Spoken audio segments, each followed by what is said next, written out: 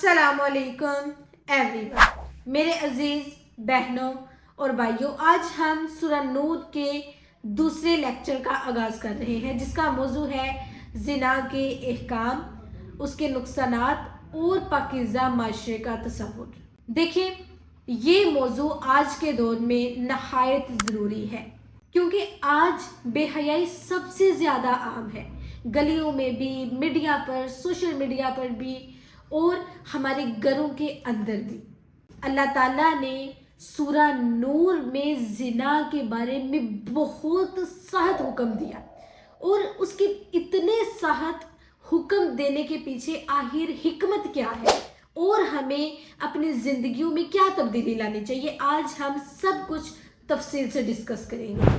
सूरह नूर की पहली ही आयतों में अल्लाह सुब्हाना ताला ने फरमा दिया, यानी जिना करने वाले मर्द और जिना करने वाली औरत दोनों को 100 कोड़े मारो। और ये सज़ा कुरान में बहुत कम जगहों पर और इतनी शिद्दत से बयान हुई है।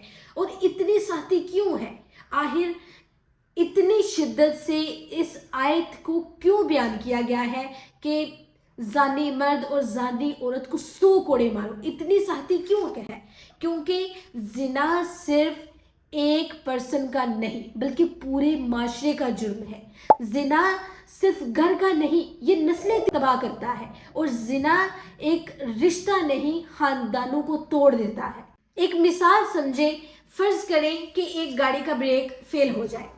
अब वो गाड़ी एक बंदे को नहीं, पूरी एक सड़क पर ट्रैफिक होती है, गाड़ियां होती हैं, लोग होते हैं, वो गाड़ी सिर्फ एक बंदे को नहीं, एक गाड़ी को नहीं बल्कि कई गाड़ियों और कई बंदों को नुकसान पहुंचा सकती है।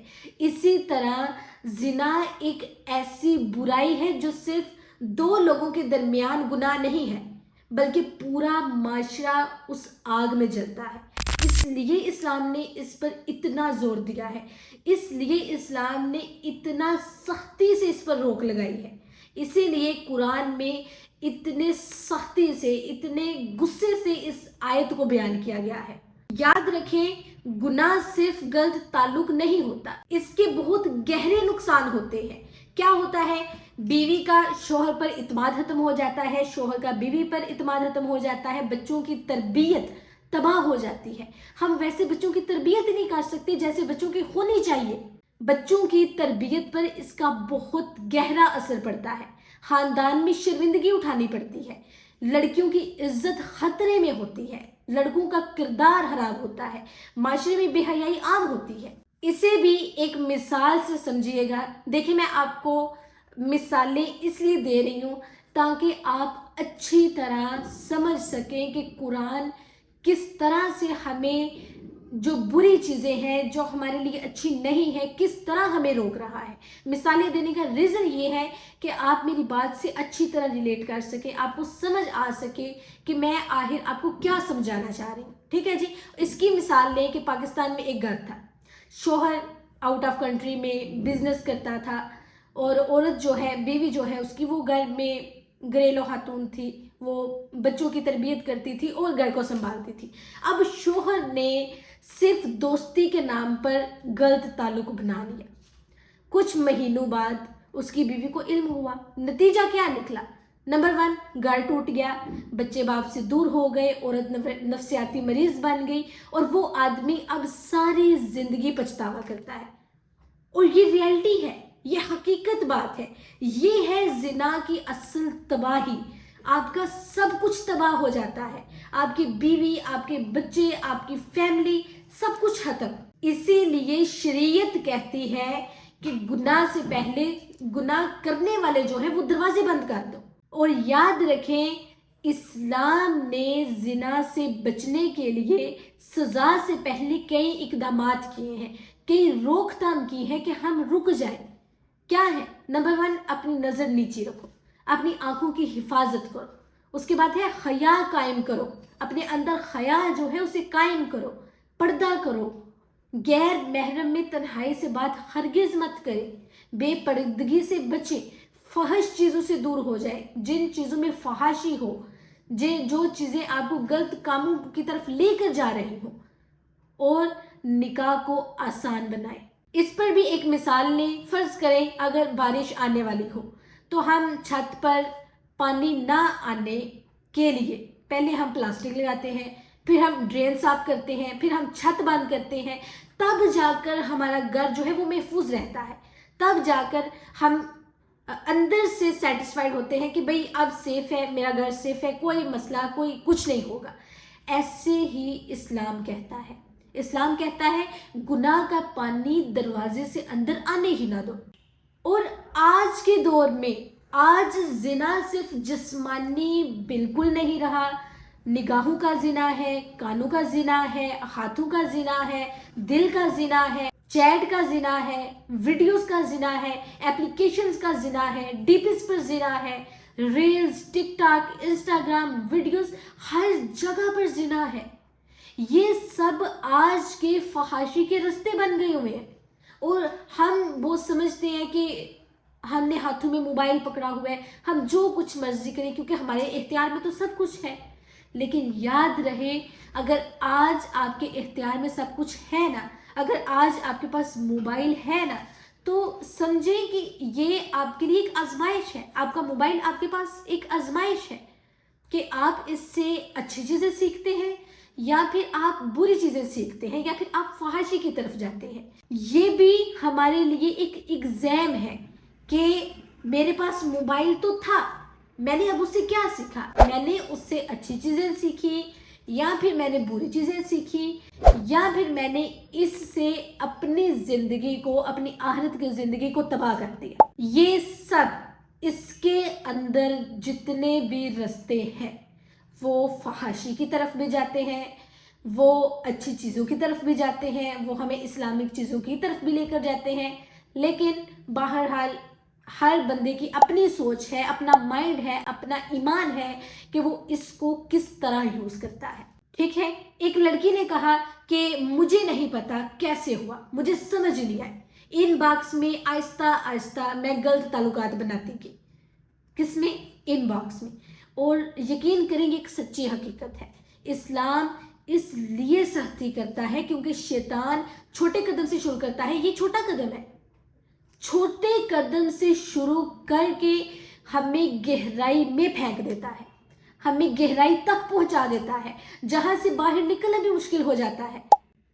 याद रखें, आज एक बात याद रख लें कि शैतान आपको बड़े बड़े कामों से नहीं वर्गलाएगा कि भाई फलां काम करोगे तो तब ही ये होगा। नहीं, शैतान हमेशा छोटे कामों से शुरू करता है।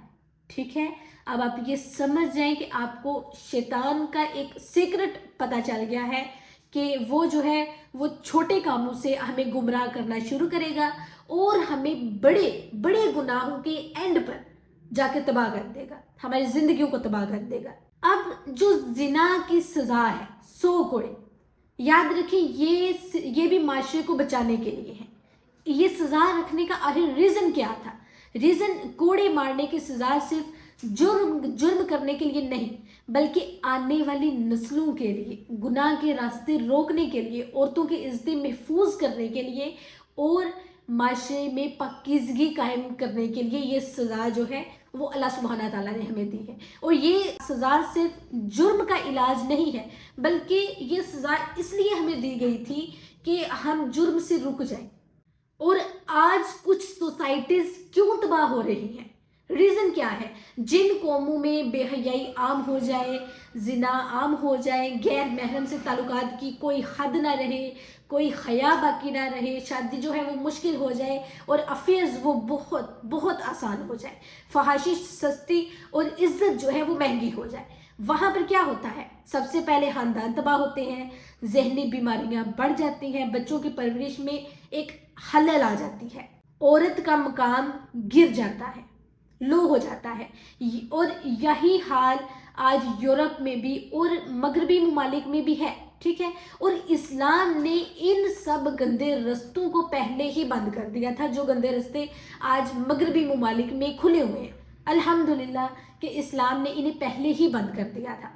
आखिर में सूरह नूर के ही आखिर में हमें 5 ऐसे असूल मिलते हैं جن سے ہم زنا سے بچ سکتے ہیں، یعنی کہ ہم اپنی سیفٹی کر سکتے ہیں کہ ہم کس طرح بچیں، اور یہ بھی اللہ تعالیٰ نے ہمیں سورہ نور کی آخری آیات میں بتا دیا تھا۔ نمبر 1 کیا کہ اپنی نگاہوں کی حفاظت کرو۔ جس چیز کو دیکھنے سے فتنہ ہو، ہمیں ہو کہ میرا ایمان جو ہے وہ کمزور ہو سکتا ہے، میں گناہ کر سکتی ہوں، اسے مت دیکھیں، نگاہوں کی حفاظت کریں۔ سیکنڈ ہے پردہ عورت کی زینت نہیں، اس کی حفاظت ہے۔ پردہ فیشن کے لیے نہیں، ہماری حفاظت کے لیے ہے۔ آج ہم اگر فیشن بہت الحمدللہ بہت بہنیں بہت بچیاں ایسی ہیں جو پردہ صرف اپنی حفاظت کے لیے کرتے ہیں، لیکن آج کل سوشل میڈیا پر آپ بھی دیکھ رہے ہوتے ہیں کہ کئی لوگ جو ہیں وہ پردہ صرف فیشن کے لیے کر رہے ہیں، ٹھیک ہے۔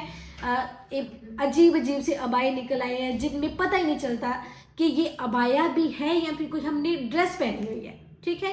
تو پردہ جو ہے وہ پردہ ہی ہے، اور جب ہم پردہ کرتے ہیں تو وہ نظر آتا ہے کہ یہ کسی نے پردہ کیا ہوا ہے۔